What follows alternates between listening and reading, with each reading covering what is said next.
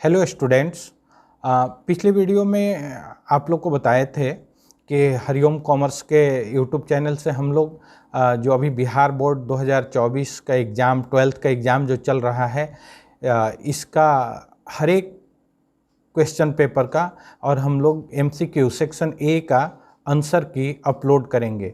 उस दिन मैंने बताया था पिछले वीडियो में कि इकोनॉमिक्स चूँकि एडिशनल पेपर होने के नाते थोड़ा हम लोग विलम्ब किए हैं, लेकिन अभी से भी अगर आप इकोनॉमिक्स चाहे तो आप एडिशनल में चाहे उसको ऑप्शनल में अगर रख करके आपने परीक्षा दिया है तो अब भी क्वेश्चन ले लीजिए और एक पेन ले लीजिए और मिला लीजिए इससे, और पूरे वीडियो को सुन करके अपना अपना आंसर का मिलान कीजिए।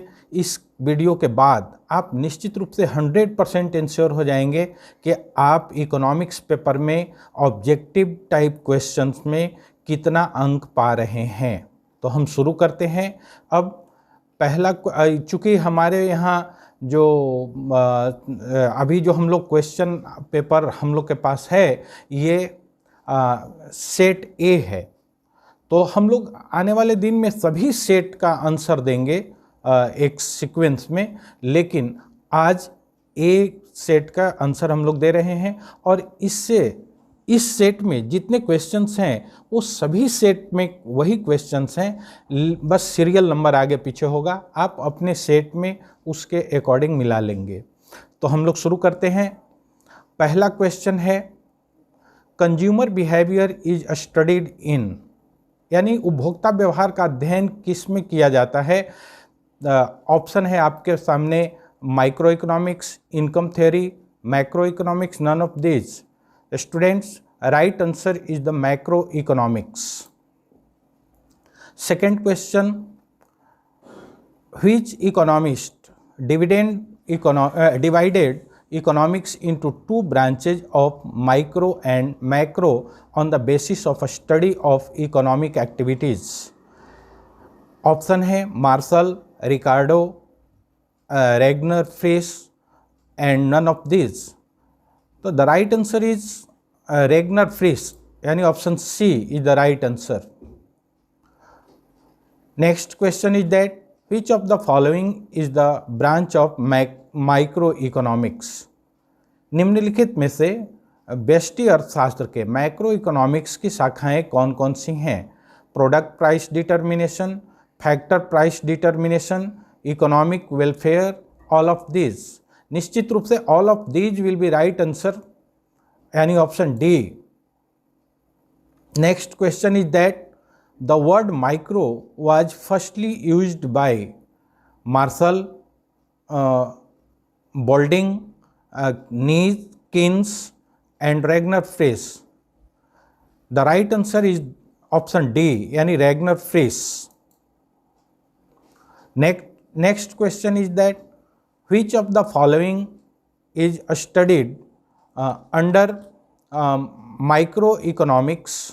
अंडर माइक्रो इकोनॉमिक्स ऑप्शन है individual family, individual firm, individual industry, all of this. तो स्टूडेंट्स, माइक्रो इकोनॉमिक्स में सभी इंडिविजुअल का ही हम लोग स्टडी करते हैं, यानी इसमें राइट आंसर होगा option D, all of this. Next question is who said economics is sometimes positive science and sometimes normative science. Options हैं Marshall, Friedman, Keynes and none of them. निश्चित रूप से इसका सही आंसर होगा ऑप्शन बी, यानी Friedman. Next question, which of the following statements is true. निम्नलिखित में से कौन सा स्टेटमेंट सही है ये आपको बताना है। पहला ऑप्शन है human wants are infinite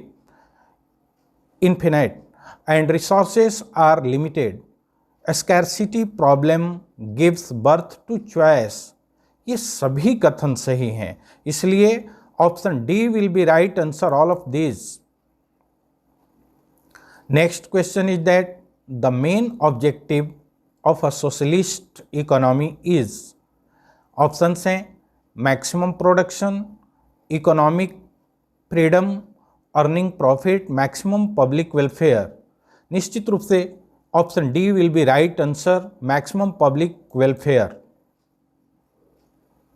next question is that production possibility curve is, उत्पादन संभावना वक्र क्या होती है?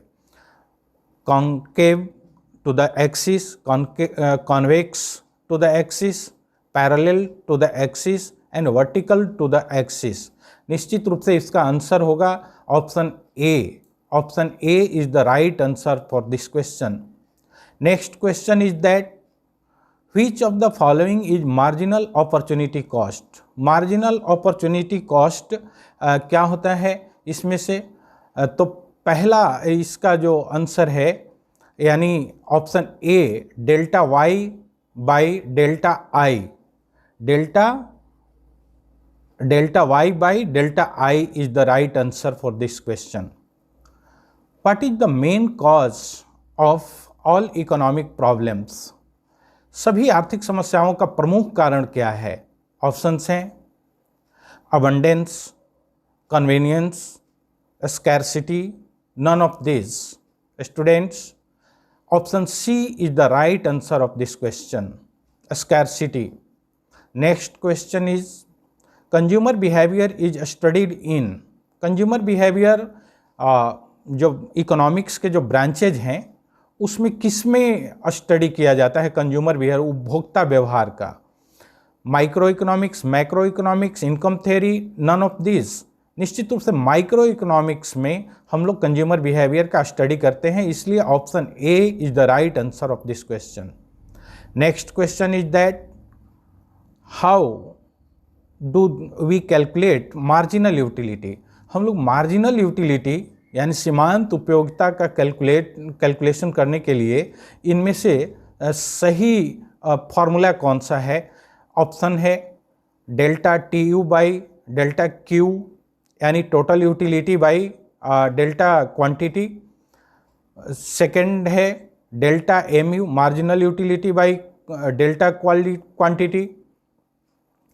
ऐसे चारों ऑप्शन में option A is the right answer, delta T U by delta Q for this question.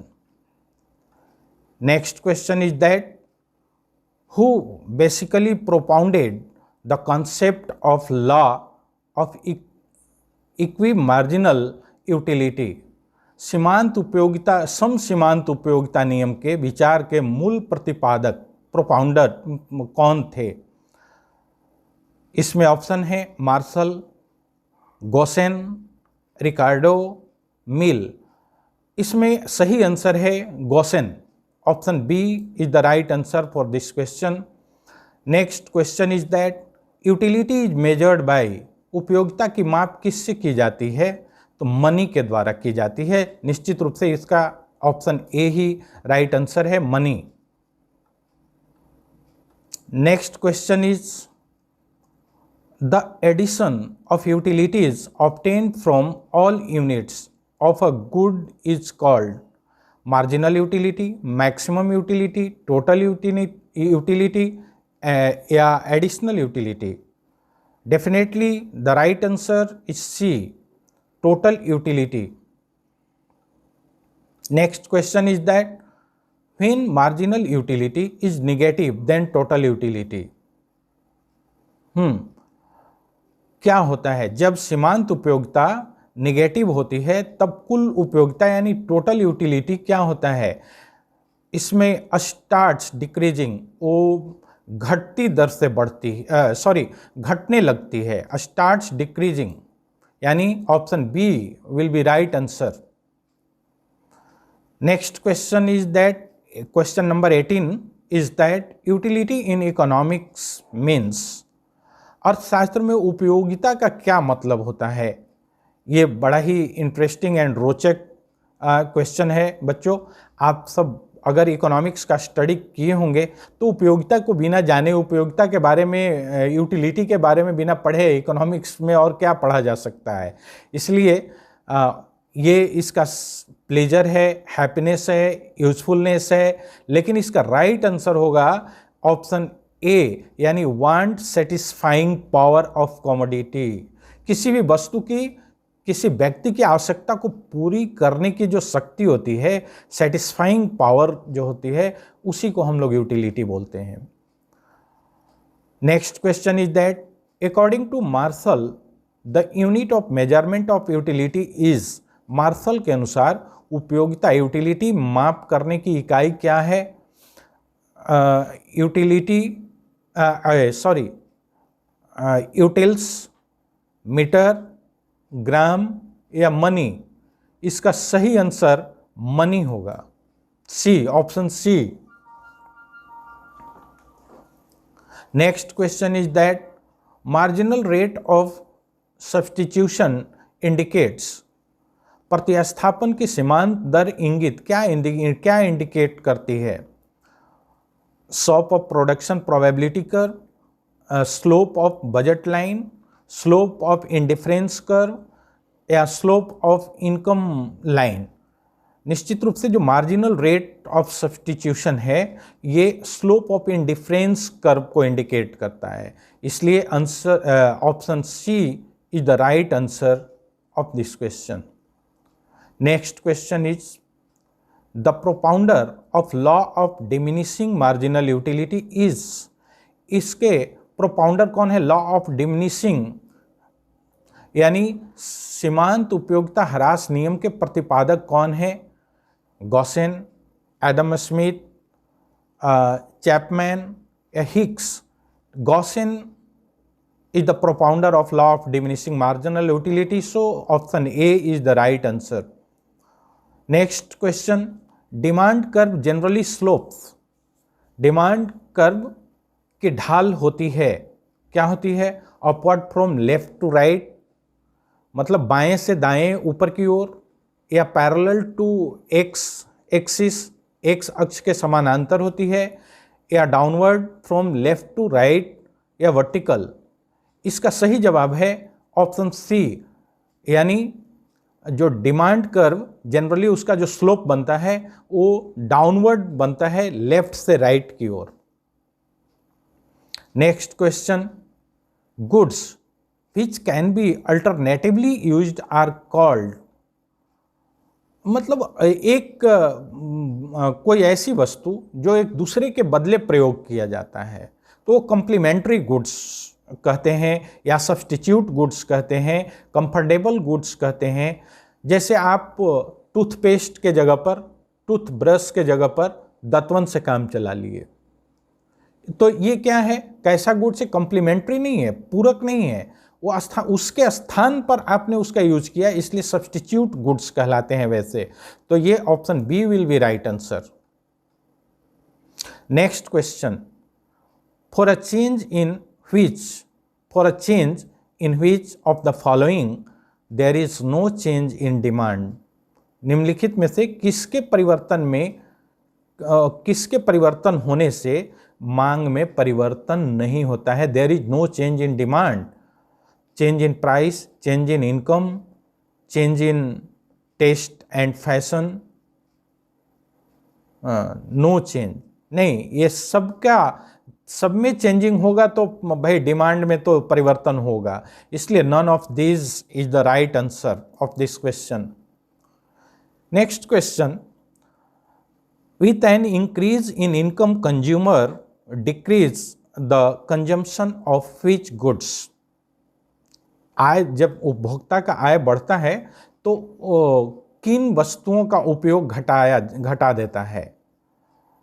Normal goods, inferior goods, giffen goods या both A and B? नहीं, giffen goods, giffen goods का उपयोग जो है ना घटा देता है। Next question is that which of the following is an example of complementary goods, complementary goods के निम्नलिखित में से कौन से एग्जाम्पल हैं? Tea and coffee, rice and wheat, Coke and Pepsi, none of this? नहीं, ये जितने हैं ना सभी सब्स्टिट्यूट हैं एक दूसरे के। स्टूडेंट्स ध्यान देना, ये जितने हैं टी एंड कॉफ़ी दोनों एक दूसरे के सब्स्टिट्यूट हैं। चाय और कॉफ़ी एक दूसरे के पूरक नहीं, कॉम्प्लीमेंट्री नहीं है. So in this question option D will be right answer, none of this. Next question is that for given goods price elasticity of demand is. Given वस्तुओं के लिए मांग की कीमत लोच होती है, क्या होती है? Negative, positive, zero, none of this. Positive होती है स्टूडेंट्स. गिवन गुड्स के प्राइस इलास्टिसिटी ऑफ डिमांड जो होता है ना, वो पॉजिटिव होता है, इसलिए option B will be right answer. ऐसे तो आप लोग बहुत सारा आंसर मिला ही होंगे. उसी दिन बहुत सारे चैनल से या बहुत सारे और भी प्लेटफॉर्म पे आपको आंसर मिले होंगे, लेकिन आप हरिओम कॉमर्स के यूट्यूब चैनल पर या फिर हम लोग इसको अब टेलीग्राम पर भी अपलोड करने वाले हैं, वहाँ से भी आप जाकर के इसको देख सकते हैं, मिला सकते हैं.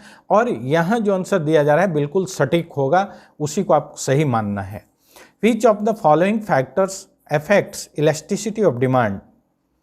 Nature of goods, price level, income level, all of these. In this question, option D will be right answer, all of these. Because all of these factors affect the elasticity of demand. Next question is, price elasticity of demand means. Price elasticity का मतलब क्या है? मांग की कीमत लोच से क्या मतलब आप समझते हैं? Change in demand due to change in average price, change in demand, change in real income, change in price. ऐसे कुछ लोग नॉन ऑफ दीज भी इसको बता रहे हैं, लेकिन ऐसा नहीं है.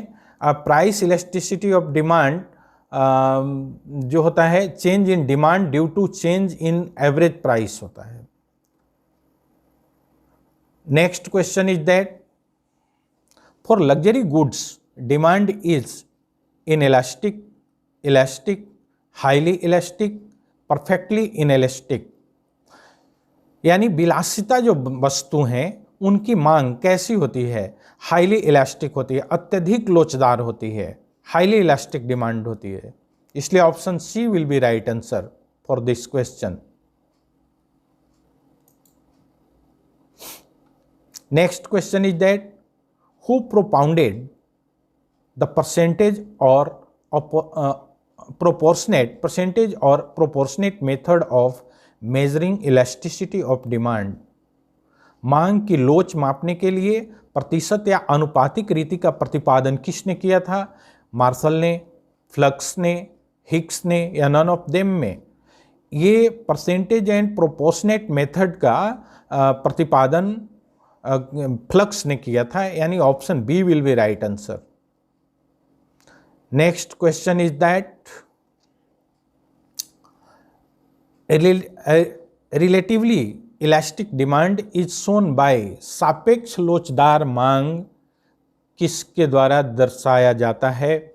मांग को कौन व्यक्त करता है? Delta Q by Q greater than delta P price होता है, और ये क्यू फॉर क्वांटिटी है, एंड डेल्टा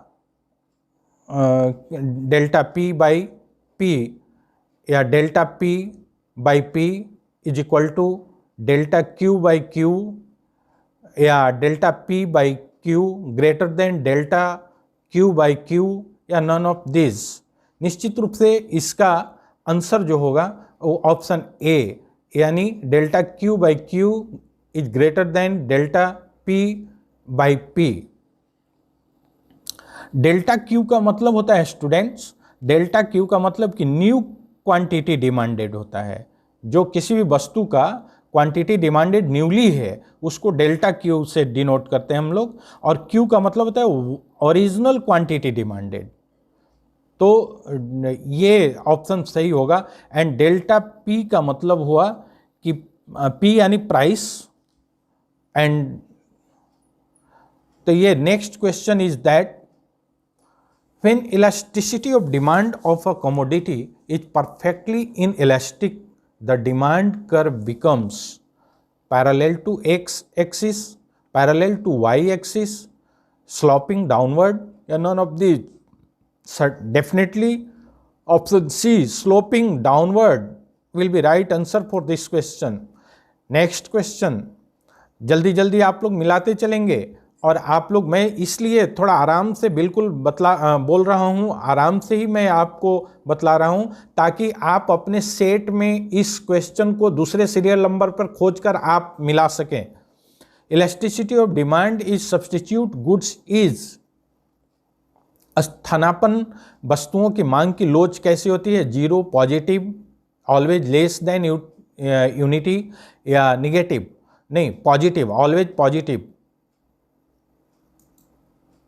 यानी option B will be right answer. Next question is that long run production function is related to law of demand, law of increasing return, law of return of to a scale, या elasticity of demand? Long run production function is related to law of return to a scale, यानी option C will be right answer. Next question is that which factors among the following do we find in short run production process? Short run production process में कौन सा factor को हम लोग कौन कौन से साधन होते हैं? ये fixed factor, variable factor, both, none of this. देखो विद्यार्थियों, शॉर्ट रन प्रोडक्शन प्रोसेस होता है ना, उसमें उसके साधन फिक्स्ड फैक्टर भी होते हैं, वेरिएबल भी होते हैं, दोनों, यानी option C, both A and B will be right answer for this question. Next question is that factors of production are land, capital, ये सभी है, लैंड, लेबर, कैपिटल, इंटरप्राइज। आप लोग फैक्टर्स ऑफ प्रोडक्शन पढ़े ही होंगे, 11th क्लास में ही पढ़े होंगे आप तो इसको, यानी all of these, option D will be right answer. Next question, law of variable proportion is related to, law of variable proportion किससे रिलेटेड है? शॉर्ट रन, शॉर्ट रन, यानी option B will be right answer. When the average product AP, AP for average product, is maximum then the marginal product MP is, क्या होगा? जब average production is maximum ज़्यादा हो तो marginal product क्या होगा? ये इक्वल टू एपी, ये एवरेज प्रोडक्ट के बराबर होगा, एवरेज प्रोडक्ट के बराबर होगा, यानी option A will be right answer.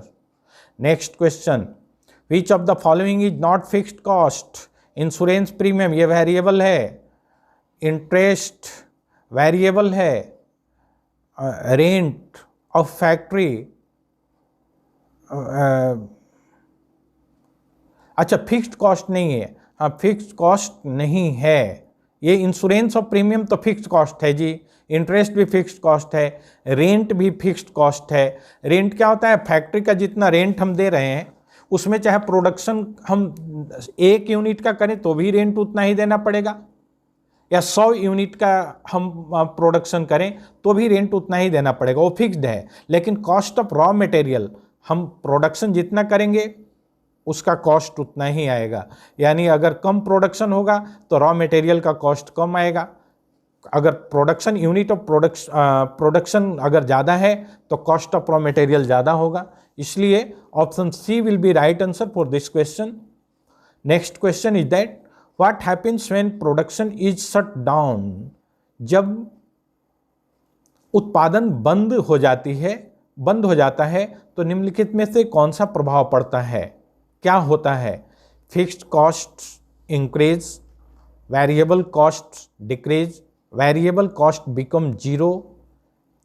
Yes, जब उत्पादन ही नहीं होगा तो ये वेरिएबल कॉस्ट तो उस पर डिपेंड करता है, प्रोडक्शन पर, तो variable cost becomes zero will be right answer, यानी option C will be right answer of this question. Next question is that with the increase in output, उत्पादन में जब वृद्धि होगा तो the difference between total cost and variable cost will क्या होगा? Remains constant, ये स्थिर रहेगा, स्थिर रहता है, यानी option B will be right answer. Next question, what is an opportunity cost? Opportunity cost क्या है? अवसर लागत क्या है?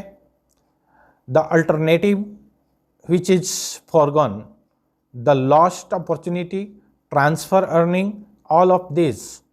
तो अपॉर्चुनिटी कॉस्ट में ये सभी आते हैं, यानी all of this, option D will be right answer. Next question, the shape of average cost curve is, average cost curve जो बनता है उसका किस शेप में होता है? तो यू शेप्ड होता है, यू शेप में बनता है, सीधे इधर से आकर ऐसे जाता है, इसलिए option A will be right answer. The sum of total variable cost and total fixed cost gives, क्या देता है? टोटल वेरिएबल कॉस्ट और टोटल फिक्स्ड कॉस्ट क्या देता है? तो टोटल कॉस्ट देता है। दोनों को जब जोड़ते हैं तो टोटल कॉस्ट निकलता है। Variable cost plus fixed cost is equal to total cost. So answer A, option A will be right answer for this question. Next, in which market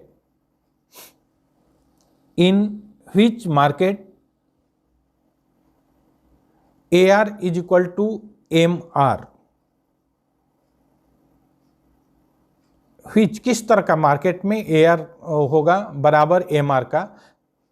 monopoly नहीं, मोनोपोलिस्टिक कंपटीशन नहीं, both ये भी नहीं, perfect competition में। जब perfect competition होगा तो उसमें AR यानी average revenue will be equal to the marginal revenue. Average revenue and marginal revenue दोनों इक्वल होगा। कब? जब मार्केट में परफेक्ट कंपटीशन होगा, हेल्दी कंपटीशन होगा तब। इन परफेक्ट कंपटीशन, फिर से यहाँ क्वेश्चन आ रहा है AR is equal to MR, उसी पे आधारित है, ऊपर वाला पर ही क्वेश्चन को बदल दिया गया है। देखो कैसे क्वेश्चन सेट होता है।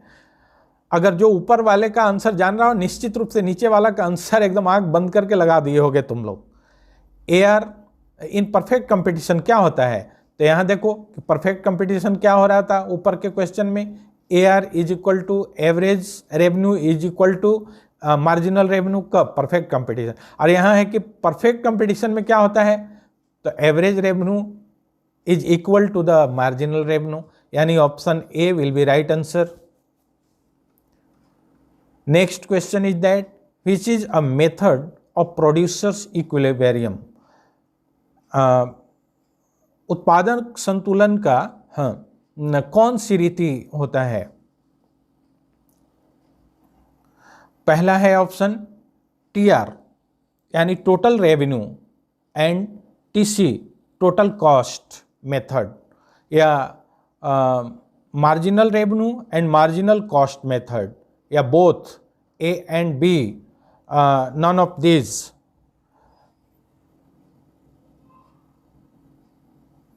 तो इसका राइट आंसर होगा बोथ, यानी total revenue and total cost method and marginal revenue and marginal cost method, both, यानी option C will be right answer for this question. Next question is that for every market situation which condition has to be fulfilled for firms equilibrium? AR यानी average revenue is equal to marginal cost, marginal revenue is equal to marginal cost, यानी marginal cost curve should cut MR from below. Yes, right answer इसका होगा both B and C, यानी marginal revenue is equal to marginal cost, and इससे क्या होगा कि marginal cost curve should cut, वो cut कहाँ होना चाहिए? मार्जिनल रेवेन्यू फ्रॉम बिलो, नीचे से, यानी option D will be right answer. Break even point आप लोग EPS में भी पढ़े होंगे। Break even point is derived when, कब उत्पन्न होता है? ब्रेक इवन कब उत्पन्न होता है? जब total revenue is greater than total cost, या marginal revenue is greater than marginal cost, या total revenue is equal to total cost, या बोथ A एंड B।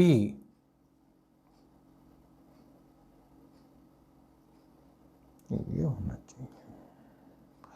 चाहिए, ये दोनों ब्रेक इवन पॉइंट बोथ, यानी A and B, total revenue is greater than total cost या total marginal revenue is greater than marginal cost, यानी option D will be right answer for this question. Next question is that determining factors. अब हम लोग 50 question तक पहुंच गए हैं set ए से. 50 ही आपको ये अटेम्प्ट करना था, 50 क्वेश्चन का ही. अगर शुरू से लगातार आप 50 कर लिए होंगे तब तो आप मिला लिए होंगे, लेकिन सभी सेट में तो क्वेश्चन का सीरियल नंबर अलग अलग होगा, इसलिए हम लोग आगे भी अभी उस पर डिस्कशन करेंगे. नेक्स्ट है determining factors of supply of goods is. क्या है? Price of goods, price of related goods, price of factors of production, all of this. Students, option D will be right answer for this question. Next question, which type of relationship is found between quantity supplied of a good and its price. किसी भी वस्तु की पूर्ति की मात्रा और उसकी कीमत के बीच किस प्रकार का संबंध पाया जाता है? तो इनवर्स सिचुएशन, उल्टा नहीं, ये इनवर्स है, डायरेक्ट है, बोथ ए एंड बी है, नन ऑफ दीज है, तो इसका डायरेक्ट रिलेशन होता है, यानी option B will be right answer.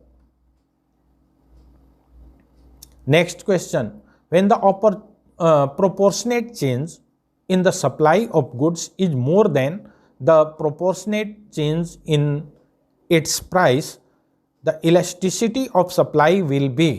क्या होगा? ये निश्चित रूप से ग्रेटर देन यूनिट होगा, ये इकाई से अधिक होगा, यानी option C will be right answer.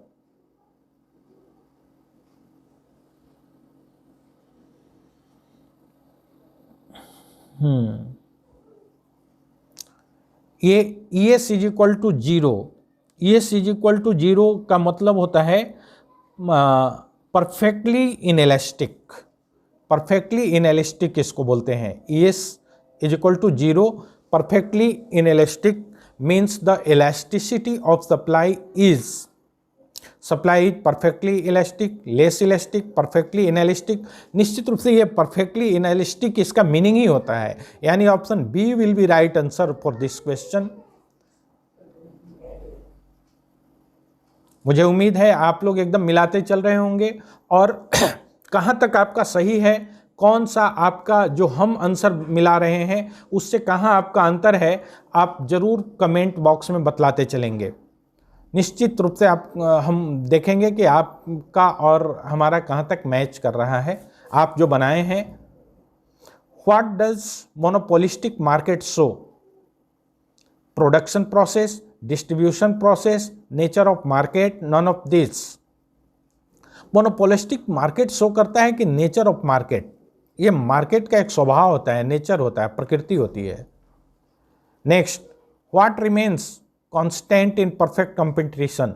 Perfect competition जब बाजार में होती है तो क्या स्थिर रहता है? What remains constant?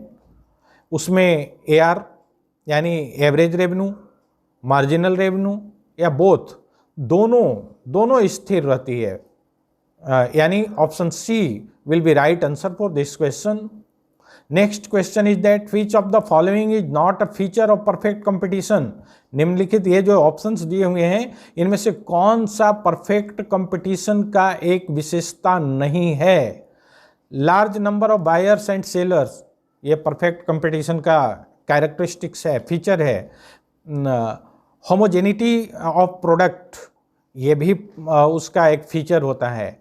And perfect knowledge of market, ये भी एक परफेक्ट कंपटीशन का फीचर है. So advertisement and selling costs, this is not a type of feature of perfect competition. So option C will be right answer for this question. Right. In which market is average revenue equal to the marginal revenue? किस तरह का perfect, देखो उसी ऊपर वाले question से ही related है. तो एवरेज रेवेन्यू मार्जिनल रेवेन्यू के बराबर कब होता है? परफेक्ट कंपटीशन में. हम लोग ऊपर क्वेश्चन में इसका डिस्कशन किए हैं. So option A will be right answer. Next question, homogeneous product is a characteristics of समरूप उत्पाद विशेषता क्या है? Only perfect competition, only perfect oligopoly, या C A and B both, या नॉन ऑफ दिस? नहीं, homogeneous product is a characteristics of only perfect competition, यानी option A will be right answer. Next question is that which does not remain constant, क्या इसमें स्थिर नहीं रहता है इन perfect competition? Perfect competition में कौन सा स्थिर नहीं रहता है? AR and MR, average revenue and marginal revenue. हाँ, तो बोथ, यानी ऑप्शन सी दोनों स्थिर नहीं रहता है, will be right answer. Which is not a feature of monopoly, monopoly का फीचर क्या नहीं है? वन बायर मेनी सेलर्स,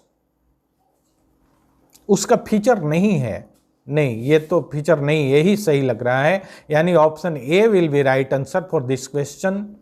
बाकी ये जो तीनों है, lack of close substitute, restriction on entry of new firms, yes, monopoly में तो भाई नया फर्म को एंट्री नहीं मिलेगा, और उसका बहुत क्लोज सब्सटीट्यूट भी वहाँ उपलब्ध नहीं होगा। जब सब्सटीट्यूट प्रोडक्ट, सब्सटीट्यूट गुड्स अगर अवेलेबल ही रहेगा मार्केट में, तब तो मोनोपोली हुआ ही नहीं। इसलिए उसका right answer one buyer many sellers.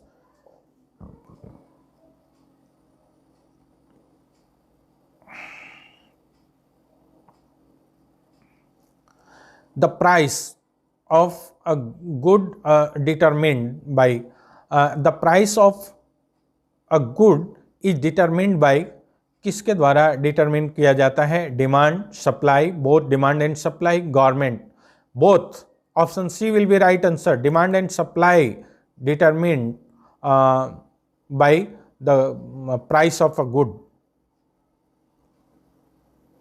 Next question, in perfect competition a firm, एक जब परफेक्ट कंपटीशन होता है तो फर्म क्या करती है उसमें?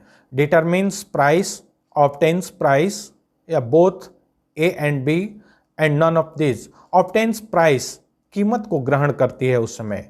जब परफेक्ट कंपटीशन होता है ना मार्केट में, तो फर्म क्या करती है? ऑब्टेन्स प्राइस, कीमत को ग्रहण करती है। So option B will be right answer. Next question is that price of goods is determined at a point where, हाँ yes, price of goods is determined, कहाँ निर्धारित किया जाता है, किस बिंदु पर निर्धारित किया जाता है वस्तु की कीमत को? वेयर, नीचे ऑप्शन है, demand of goods is greater than supply of goods, demand of goods is lesser than supply of goods, demand of goods is equal to supply of goods. Certainly, definitely, option C will be right answer. Demand of goods is equal to supply of goods. Yani this is the right answer for this question. Next question, which competition has the characteristics of price taking behavior? Price taking behavior का कौन सा विशेषता है? Imperfect competition, perfect competition, oligopoly, non-competitive market, or perfect competition will be right answer for this question, option B. Next question, which is the component of factor price determination? Rent, wages, interest, which is the component of factor price? price determination के लिए कौन कौन से factor हैं? तो इसमें सभी हैं, वेजेज, रेंट, इंटरेस्ट सभी अफेक्ट करते हैं, इसलिए all of this. Government decides price ceiling, price ceiling जो उच्चतम, सीलिंग मतलब एक उच्चतम निर्धारित जो कीमत होता है उसका, उससे आगे नहीं निर्धारित किया जाता है, उसको सीलिंग बोलते हैं। तो on necessary goods to make it affordable to common man, which is less than the price decided by market, all of this. ये सभी केस में सरकार डिसाइड करता है, प्राइस सेलिंग लगाता है कि उससे ज़्यादा प्राइस नहीं आप उसकी डिटरमिन कर सकते हैं। Next, rent is equal to what? यहाँ है कि क्या है भाई, रेंट के बराबर क्या है? तो actual rent minus transfer earning, actual rent plus transfer earning transfer earning, none of this. Definitely answer A, option A will be right answer of this question, actual rent minus transfer or earning. Next question is that which are the limitation of macroeconomics. निम्नलिखित में से macro economics का एक limitation दोष क्या है? Collective economic paradox, ignores individual units, या both, ये दोनों आता है। ये कलेक्टिव इकोनॉमिक पैराडॉक्स भी और इग्नोर करता है, इंडिविजुअल यूनिट्स को इग्नोर करता है ये मैक्रो इकोनॉमिक्स।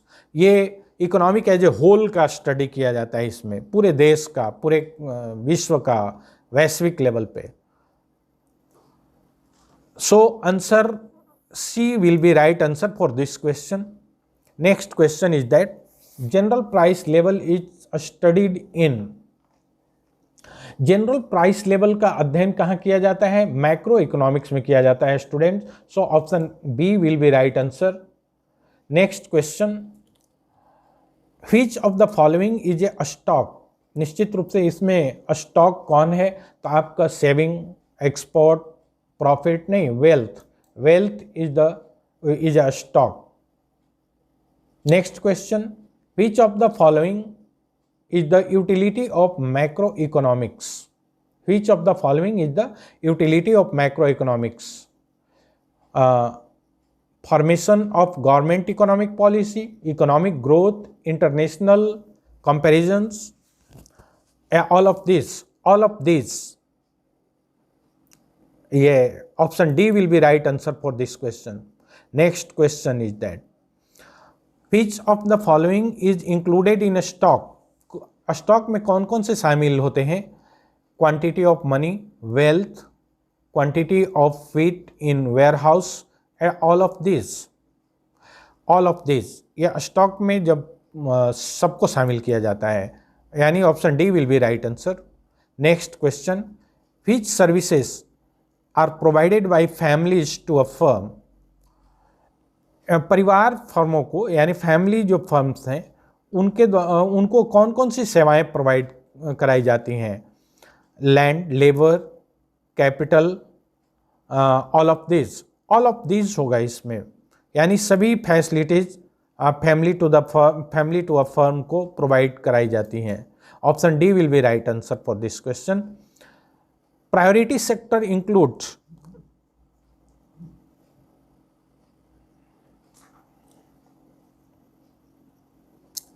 तो आप मिलाते ही चल रहे होंगे विद्यार्थी। निश्चित रूप से आप आंसर आपका बहुत अच्छा लग रहा होगा मिलाकर, और आप तय भी कर पा रहे होंगे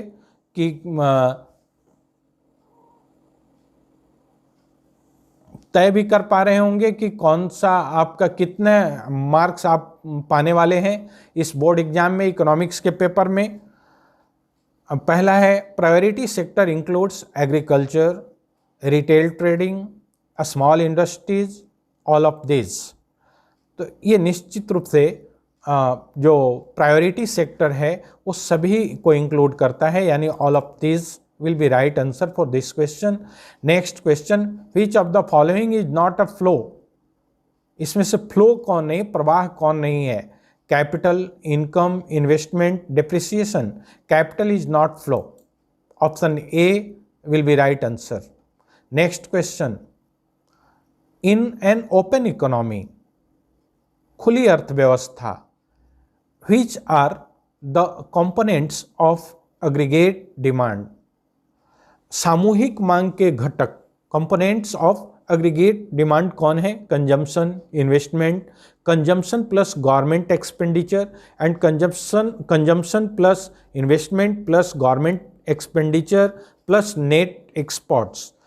ये एक ओपन इकोनॉमी में जो एग्रीगेट डिमांड होते हैं उनमें ये सभी को शामिल किया जाता है, यानी aggregate demand in open economy is the total sum of consumption plus investment plus government expenditure and net export. So option D will be right answer for this question. Next, which is included in national income. National income में किनको किनको शामिल किया जाता है? Rent, wages, interest, rent, wages, salary, rent, profit, interest, rent भी, wages भी, salary भी, इंटरेस्ट भी, प्रॉफिट भी, सभी को, यानी option D will be right answer for this question. Next question, which of the following affects national income. National income को कौन सा प्रभावित करता है? Goods of services, goods and services tax यानी जीएसटी, कॉरपोरेशन टैक्स, सब्सिडीज, नहीं, कोई नहीं। नेशनल इनकम को कोई प्रभावित नहीं करता। None of these will be right answer for this question. Next question is, which sector is included in an economy, यानी एक अर्थव्यवस्था में कौन कौन सा क्षेत्र शामिल होता है? प्राइमरी सेक्टर भी, टर्शियरी सेक्टर भी, सेकेंडरी सेक्टर भी, यानी सभी, all of these are included in an economy. So option D will be right answer for this question. What are the advantages of barter system. Barter system यानी वस्तु विनिमय प्रणाली, चावल के बदले आटा, आटा के बदले किताब, पेन के बदले कंप्यूटर, या कंप्यूटर के बदले कुछ और दूसरा कमोडिटी अगर आप देते हैं, उसको बार्टर सिस्टम बोलते हैं। तो उसका मेन लाभ क्या है? तो इसका जो लाभ है ना, वो सिंपल सिस्टम है, ये भी बिल्कुल सही है। मोर म्यूचुअल कोऑपरेशन है, यस, इसमें कोऑपरेशन का भाव भी होता है, आपसी सहयोग में वृद्धि होती है। एंड नो इकोनॉमिक डिस्पैरिटीज, इसमें सभी होता है, असमानताएं भी नहीं होती आर्थिक रूप से, यानी all of these, option D will be right answer. Which one is included in the primary function of money. Money का प्राइमरी फंक्शन में किसको शामिल किया जाता है? प्राथमिक कार्य में medium of exchange, measure of values, ये दोनों, मीडियम ऑफ एक्सचेंज भी है मनी और मेजर ऑफ वैल्यू भी है। So option C will be right answer, both A and B. Next question, by supply of money we mean, money का supply से हम लोग क्या समझते हैं? Deposited money in bank, yes. Money available with public, yes. Deposits with post office savings bank, yes. All of these are supply of money. So option D will be right answer. Next question is, who classified a static and dynamic functions of money? Who classified a static and dynamic functions of money? Ragnar Frisch, Paul Enging, Marshall, none of them. नहीं, who classified a static and dynamic function of money? जो money का कार्यों का गत्यात्मक विभाजन और कौन किया है? तो रैगनर फ्रिश ने किया है। Option A will be right answer. Next question, which is the primary function of commercial bank. Commercial bank का प्राइमरी फंक्शन क्या है? तो एक्सेप्टिंग डिपॉजिट, ये तो प्राइमरी फंक्शन है। एडवांसिंग लोन्स या लेंडिंग लोन्स और क्रेडिट क्रिएशन, ये तीन ही तो मेन फंक्शन है उसके, प्राइमरी फंक्शन, पहला काम है। So option D will be right answer, all of this. Credit money increases when CRR stands for cash reserve ratio, जो जमा करना है पड़ता है बैंकों को आरबीआई के पास। तो ये क्या होता है? Credit money increases when CRR। Credit money कब बढ़ता है? जब CRR फॉल्स होता है, यानी घटता है, तब बढ़ता है। नहीं, option A will be right answer of this question. Next question is that, what is RBI. RBI क्या है? कॉमर्शियल बैंक है?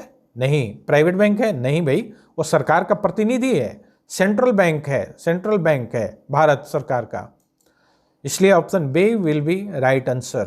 Next question, which is not a quantitative method of credit control. Credit control के साख नियंत्रण का परिमाणात्मक उपाय कौन सा है? बैंक रेट, हाँ, उपाय नहीं है। कौन सा उपाय नहीं है? तो ये आपका है मोरल शासन इसका है, यानी नैतिक प्रत्यायन, यानी option B will be right answer for this question. Next question, in which form does central bank manage public डेब्ट ऑफ द गवर्नमेंट. सरकार का जो पब्लिक डेब्ट है उसको किस रूप में मैनेज करता है central bank? Custodian of foreign exchange, या एजेंट, या फाइनेंशियल एडवाइजर, सुपरवाइजर. नहीं, फाइनेंशियल, ये आपका जो है ना एजेंट का काम, एजेंसी के रूप में काम करता है. Yes, so option B will be right answer. Next question, credit money is decreased. अब क्रेडिट मनी कब घटता है? When CRR,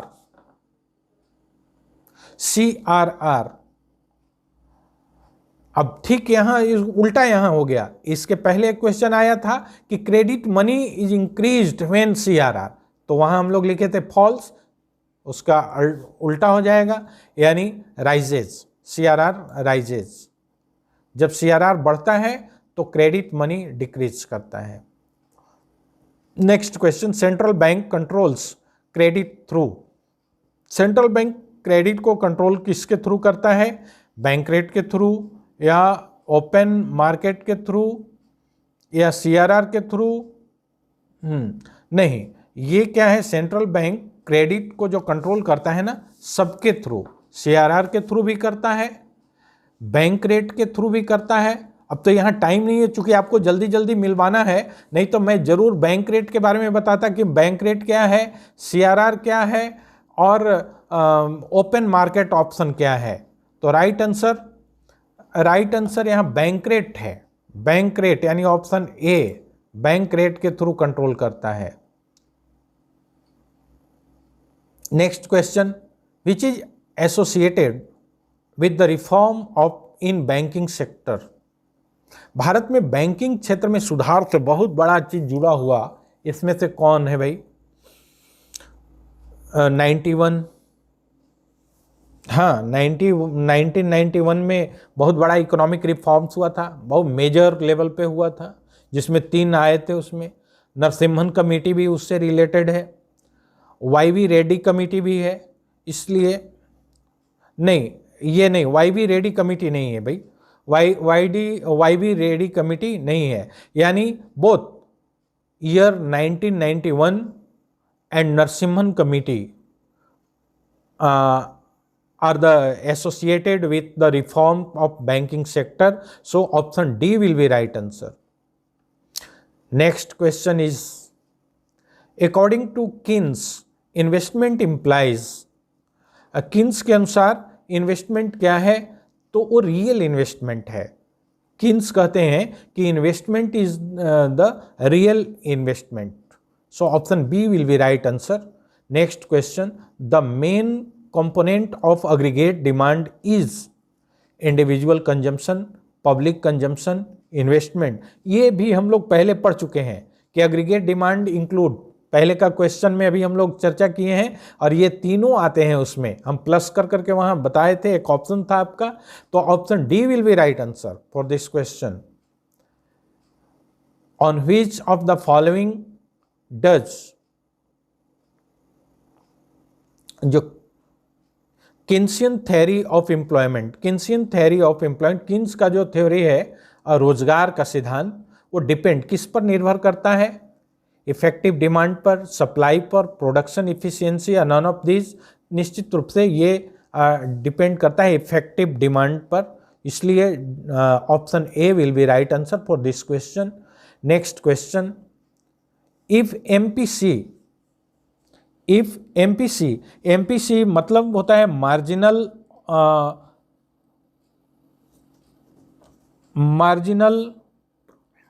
propensity to consume, यानी is equal to 0.5, then multiplier को के से डिनोट करते हैं. ये केन्सियन मल्टीप्लायर है, केन्सियन मल्टीप्लायर इसको बोलते हैं. विल बी कितना होगा? 2 होगा, 2, यानी option C will be right answer for this question. Next question is, deflationary gap shows the measurement of deficient demand, surplus demand, full employment, none of this। आपको confuse नहीं होना है, कहीं अगर आपके बुक में डिफिसिट डिमांड दिया हुआ होगा तो भी वही होता है, डिफिशिएंट डिमांड ही होता है, यानी option A will be right answer.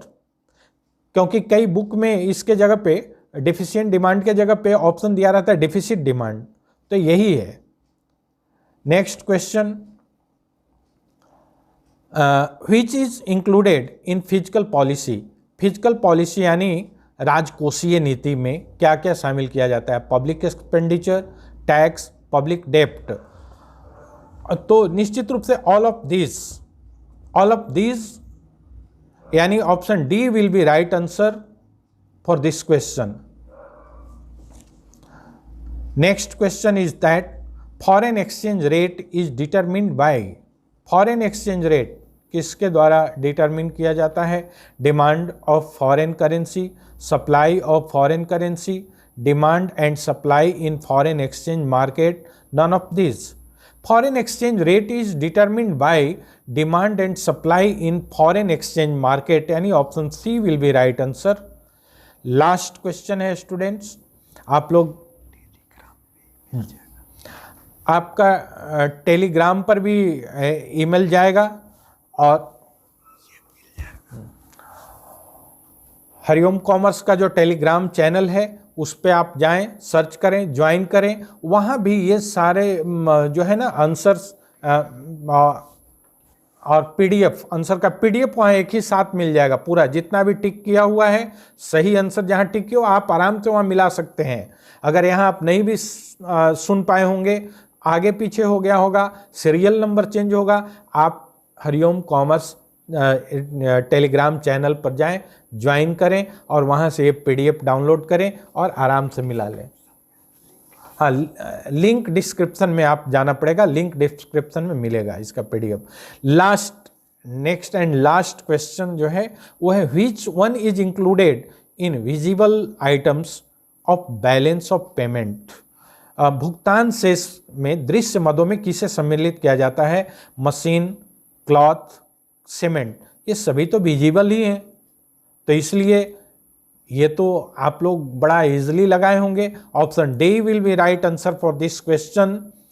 तो इस तरह से हम लोग पूरा 100 क्वेश्चंस का एमसीक्यू का आंसर हम लोग तैयार कर लिए। ये इन्हीं 100 क्वेश्चंस में से आपका चाहे क्वेश्चन का सेट जो भी होगा, कहीं ना कहीं किसी दूसरे सीरियल नंबर में क्वेश्चन जरूर होगा, आप जरूर मिला लेंगे। टेलीग्राम पर जा कर के डाउनलोड करके वो लिंक डिस्क्रिप्शन में जा कर के उसको कर लेंगे। तो इस तरह से अब आपको इतना देर तक वॉच करने के लिए, देखने के लिए, हमारे साथ बने रहने के लिए बहुत बहुत धन्यवाद। और आने वाले दिन में भी अगले पेपर के भी एकदम ऑथेंटिक, सटीक और ट्रस्टवर्दी आंसर के लिए आप हरिओम कॉमर्स का यूट्यूब चैनल को निश्चित ही अभी से सब्सक्राइब कर लें और कमेंट में ज़रूर बताएं कि आपका कितना आंसर आपका सही हुआ, ज़रूर कमेंट